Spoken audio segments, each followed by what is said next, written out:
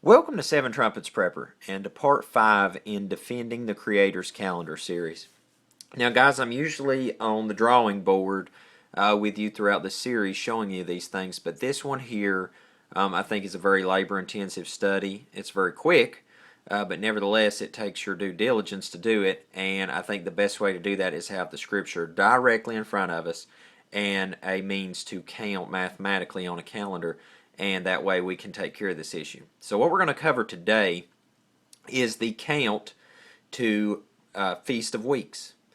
Now, a great app that you can use on your computer, and I also found that you can get it now on your iPhone or smartphone, which is very exciting now, is eSword.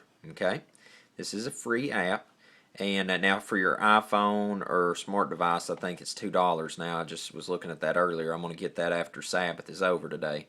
But anyway, the scripture that we need to be looking at is Leviticus 23, verse 15, and verse 16.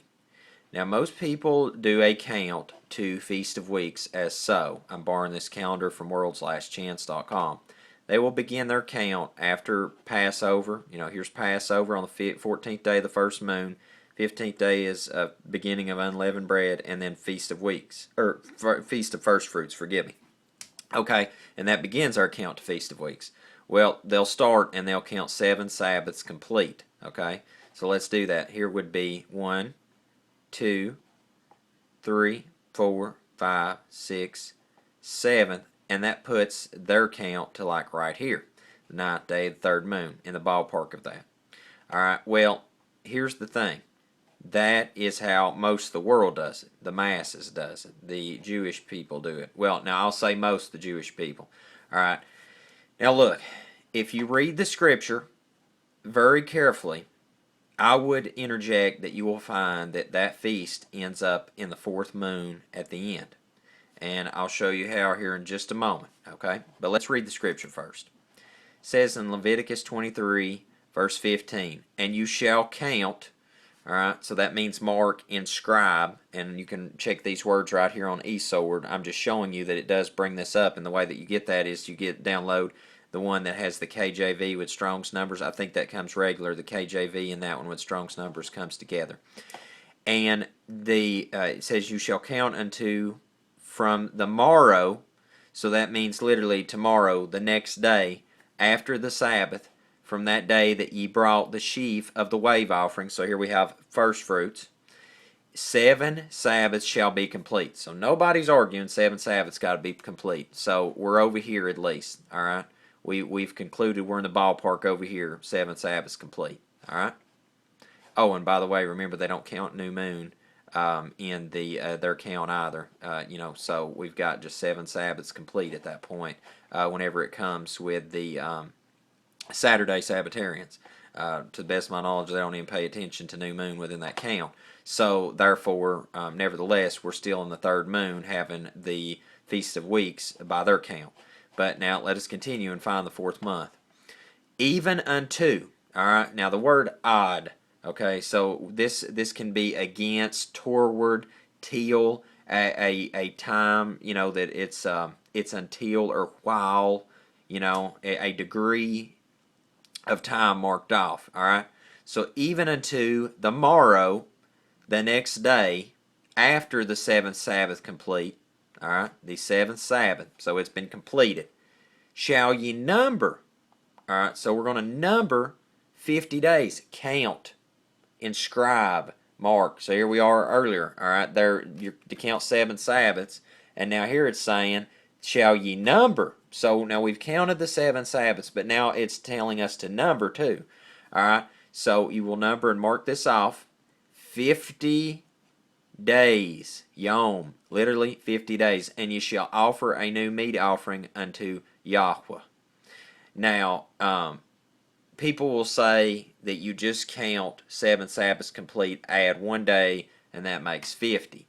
Well, now, if you do the 7, 7, 7, 7, 7 unbroken chain cycle that so many people go along with on the Roman calendar, you will end up with that. But now, if you pay close attention, and you're going to have to do your due diligence, this is just not enough. You're going to have to read this on your own And right here it says, even unto the morrow after the seventh Sabbath.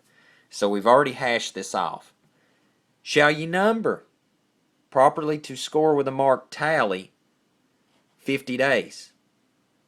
Alright, so 50 days after that, what we end up with, and like I said, third time over, I know I'm just beating this to death, but you're going to have to do your due diligence and read it. If we end up with 7 Sabbaths complete, alright, depending on if this moon, this month, is 30 days or 29, will determine whether that feast day ends up on the 28th day or the 29th day of the fourth moon. That's the only feast that can end up that way. All the rest of the feast days are locked in stone. But if you notice, that doesn't give a specific date. That's another thing. In all the feast days, you have Feast of Tabernacles, 15th day, 7th moon, begins the feast. You have the 15th day, first moon, unleavened bread begins. All these dates throughout Scripture, even the first day of the 7th moon, all these dates are marked, but not the Feast of Weeks. Okay, just a note on that, just some 411. And ladies and gentlemen, I mean, when you count that out, that's where you will end up, is in the fourth moon. Now, the only so-called scripture reference that people can really find for using the third moon, okay, if you're trying to go that method, is the book of Jubilees. And I've never said this about any scripture I've come across, really, except for that book, because I found it was written in the 2nd century, is that the book of Jubilees I totally reject.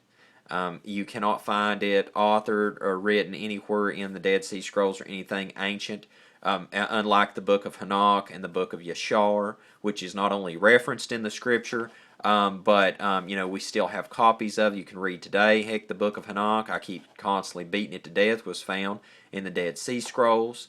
So that's good enough by me. It's mentioned by so many, and if it's endorsed by the prophets of old, and that's good enough for me.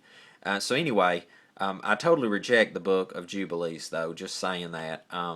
I just don't find it properly matches up with anything else online in my book the way that I would like for it to.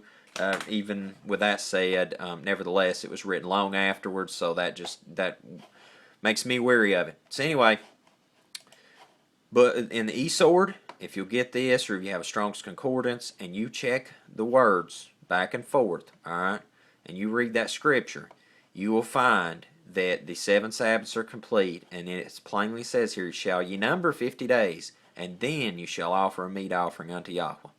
So that's how you find Feast of Weeks. In my humble research, that's what I've concluded. I used to keep it in the third moon. I now keep it in the fourth moon, and I have ever since that I've done my due diligence to study this out.